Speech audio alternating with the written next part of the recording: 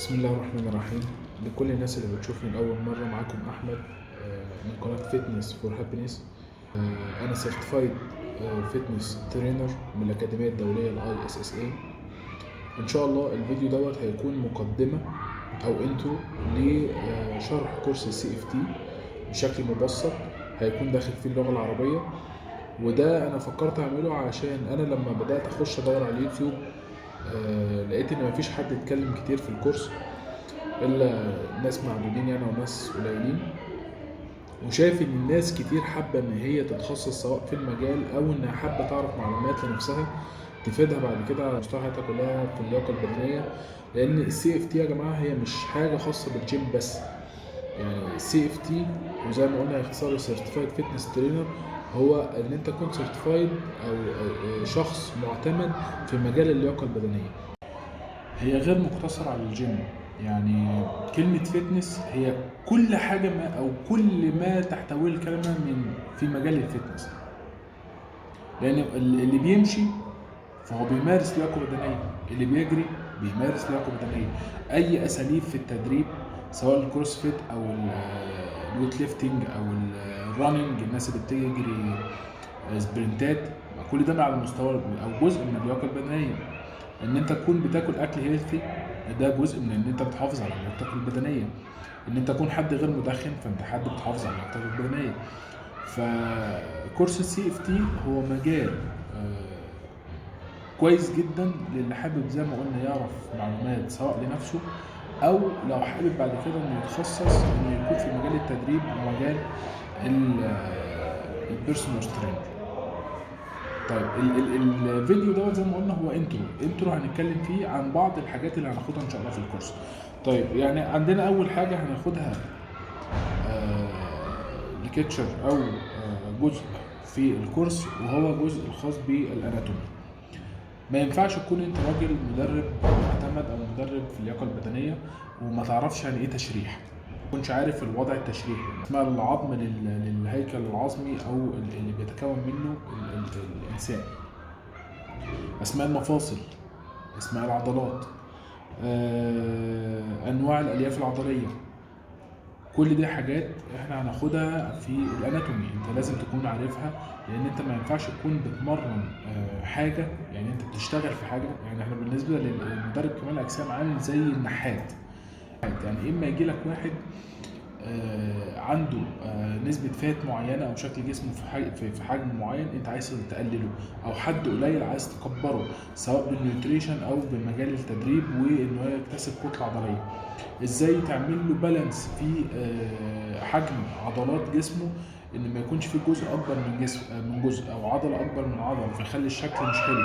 إزاي لو واحد جالك عنده كيفوزز أو الناس عارفاه بالأتب او اللوردوزز او الحاجات دي، بعد كده هنعرف هي معناها ايه، او بيكون شكل الهيكل العظمي بتاعك او السباين بتاعك عامل ازاي انت تقدر تعدله ده. فلازم كل ده تكون انت عارف الهيكل العظمي بيتكون من ايه، الهيكل العظمي للانسان بيتكون من ايه، عدد فقراته، الاجزية البون اللي هي العظم الاساسي، العظم الفرعي او اللي هو بيكون الاطراف بتاع جسمك. فالاناتومي يعتبر من اهم الاجزاء في الكورس ده اللي لازم تكون انت على درايه بيها وعارفها كويس جدا، مش كمعلومات سطحيه، لا انت تكون عارفها كويس جدا معرفه جيده عشان تقدر بعد كده تكون مدرب جيد. تاني حاجه هتكون معانا في الجزء الثاني في الكورس وهو الفسيولوجي، وهو علم وظائف الاعضاء. خلينا نتكلم يا جماعه ان جسم الانسان هو عباره عن مجموعه من الأنظمة أو الأجهزة اللي بتشكل لك أو بتديك الكائن الحي اللي أنت شايفه قدامك. على سبيل المثال احنا اتكلمنا في الجزء اللي قبل ده قلنا الاناتومي وهو التشريح. في نظام أو جهاز بنسميه السكيلتال سيستم، ده من ضمن التسع أعضاء أو التسع أنظمة اللي في جسمك اللي بيكون لك الإنسان، وهو النظام أو النظام العظمي أو الهيكلي اللي انت قلنا هنعرف فيه كل عظمه في جسمك وكل مفصل في جسمك وكل عضله في جسمك ومجموعه الحركات اللي بيقوم بيها الجوينت او المفاصل. عندنا النظام الثاني اللي برضه هنعرفه وهو المسكولار سيستم او النظام العضلي. خلينا نتكلم هنت بسيط ان كل عظم جسمك عشان يقدر يتحرك ربنا سبحانه وتعالى خلق له او جعل له عضله مسؤوله عن تحريكه. يعني عشان اقدر اعمل من وضعيه التاني اللي احنا هنعرفها بعد كده، دي حاجه اسمها فليكشن واكستنشن، عشان اقدر اطلع كده ففي عضله مسؤوله عشان تسحب الجزء او الراديوس ديت للشولدر، وفي عضله مسؤوله عن انها تعمل اكستنشن.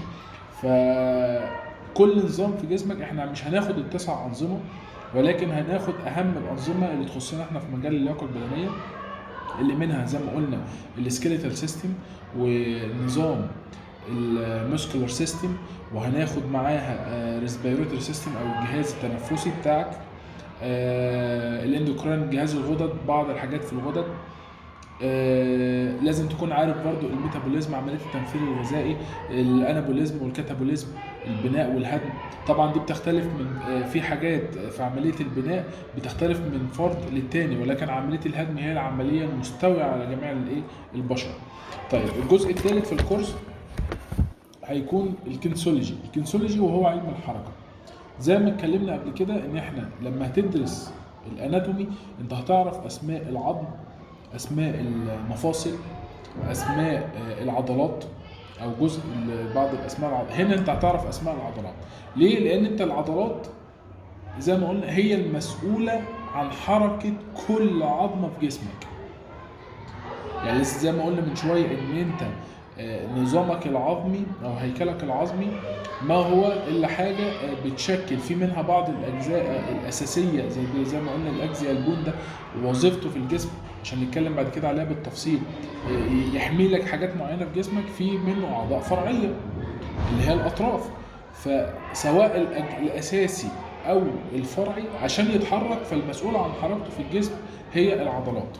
ففي علم الكنسولوجي احنا هناخد اسماء الحركات كلها لكل مفصل هو بيعمل حركات ايه، تمام؟ اسماء العضلات اللي بتقوم بعمليه الحركه دي او الحركه دي جزء من تحريك العضله دي او العظمه دي.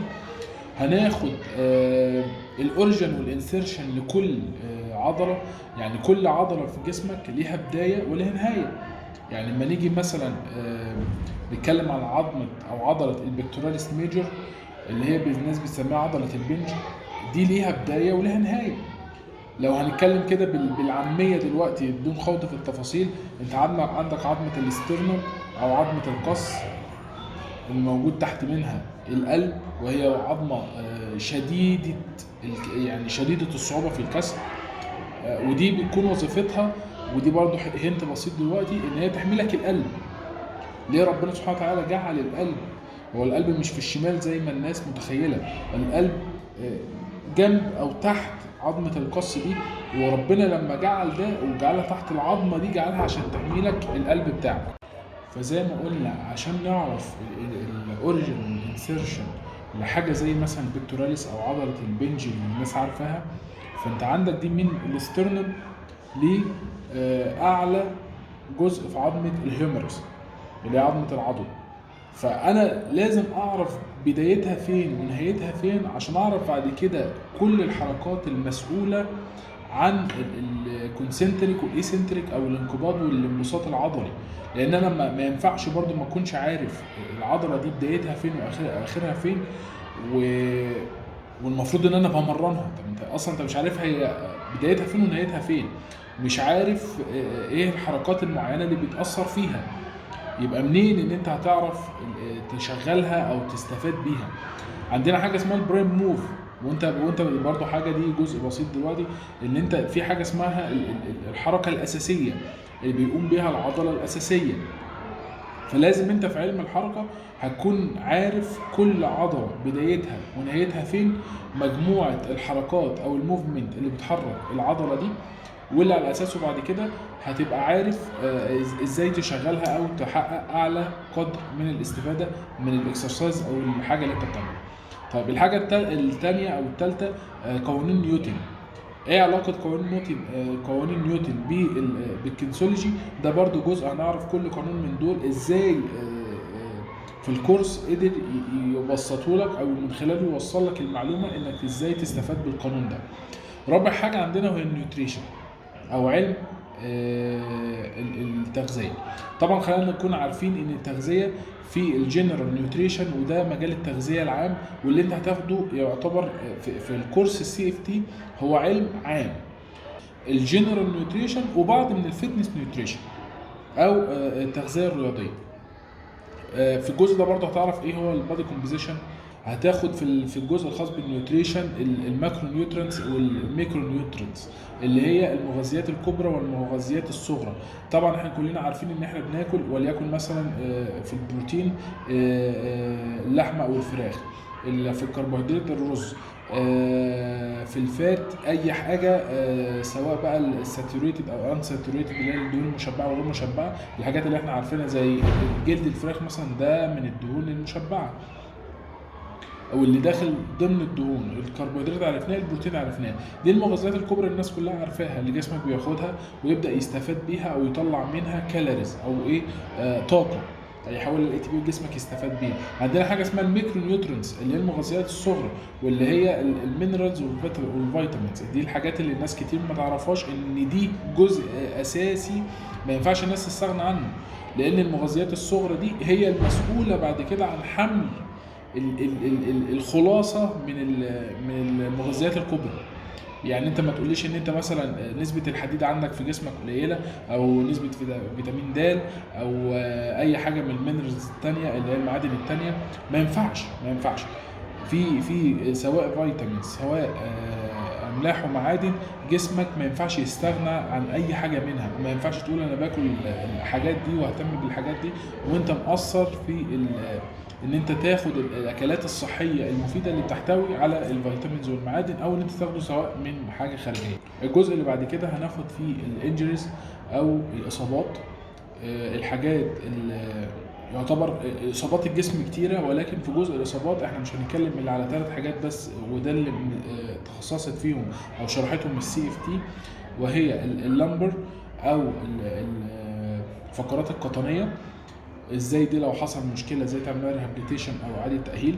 الشولدر اللي هو الكتف لو حصل اي مشكله برضو اي اصابات ازاي تقدر تتعامل معاه وتعمل له اعاده تاهيل وتمرنه التمارين المناسبه للاصابه بتاعته. ايه الني او الركبه برضو دي من الحاجات اللي احنا ناخدها في الانجريز واللي ليها اعاده تاهيل واللي ليها تعامل خاص وبندرسها في الكورس بتاعنا.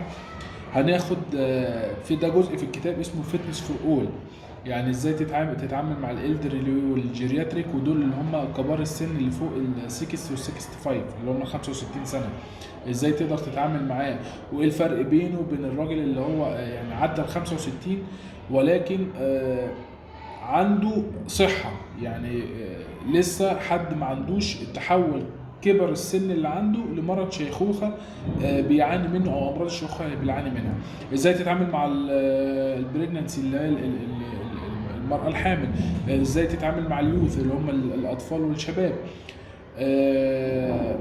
جزء الاصابات او الفتنس في الاول جزء جميل جدا، وهيخليك تعرف سواء لنفسك او لاي حد انت عارفه بعد كده ازاي تقدر تمرنه، وايه التمارين اللي تناسبه، وايه هي الريبيتيشن والعدات هنتكلم في كل الكلام ده ان شاء الله في جزء الاصابات. عندنا اخر حاجه وهو جزء البروجرام ديزاين، وهو ازاي تتعامل او ازاي تعمل برنامج سواء لنفسك سواء لحد انت تعرفه، سواء لو انت راجل شغال مدرب، ازاي تقدر تتعامل انك تعمل له بروجرام ديزاين خاص بيه يناسبه، يناسب حياته، يناسب طريقه اكله، يناسب تمارينه، او لو عنده اي مشاكل سواء صحيه او هيكليه في جسمه. ايه هم المبادئ الثلاثه عمل برنامج جيد، لان زي ما احنا بنقول هل في نظام تمرين صح وغلط ولا في نظام تمرين جيد وغير جيد. يعني كتير من الانظمه اللي بتتعمل للناس هي معظمها هتلاقي برامج صحيحه، مش هتلاقي اللي بيعمل برنامج تدريبي بيعمله غلط، ولكن هل هو مناسب للشخص ده ولا لا. فازاي انا كمدرب اهيئ لك او اعمل لك البرنامج التدريبي اللي يخصك انت، يناسب ظروف حياتك انت، يناسب وقتك، يناسب شغلك، يناسب اكلك، بما يتناسب مع حياتك ككل، في انك راجل تحب مجال الفتنس او الحاجه اللياقه، او ان انت تدخل الجيم لو هنتكلم عن ان انت تكون بيرسونال ترينر.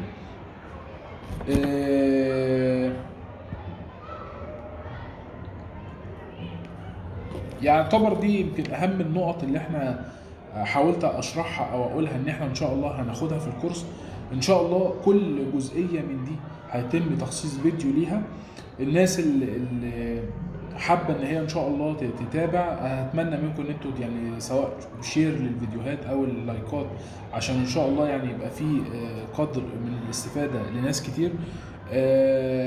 الكورس ده يا جماعه ان شاء الله والله انا هنقل لكم كل اللي انا اعرفه من علم او معلومات تقدر تفيد كل واحد على المستوى الشخصي زي ما قلت، او على مستوى